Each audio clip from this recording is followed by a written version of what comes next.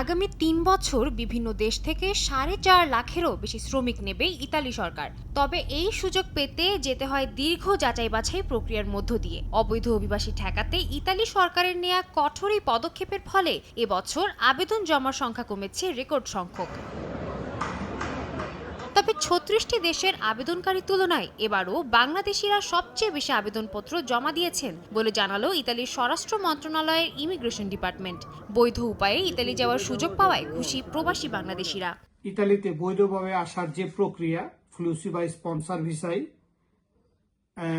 সেই আবেদন এবছর জমা দেওয়ার বিষয়ে বেশ কঠোরতা ছিল, যার প্রেক্ষিতে জমার পরিমাণ অনেক কম হয়েছে। কিন্তু ভাগ্যক্রমে বরাবরের মতো বাংলাদেশিদের আবেদনের সংখ্যা বেশি ছিল। ব্যবসা বাণিজ্য সর্বক্ষেত্রে আমরা এগিয়ে আছি এবং ট্যাক্স দেই বেশি, এজন্য আমাদের আবেদনের পরিমাণ অন্যদের তুলনায় অনেক বেশি। অর্ধেক পাউডারে দ্বিগুণ উজ্জ্বলতা, নতুন রিন অ্যাডভান্সড অর্ধেক পাউডারে দ্বিগুণ উজ্জ্বলতা।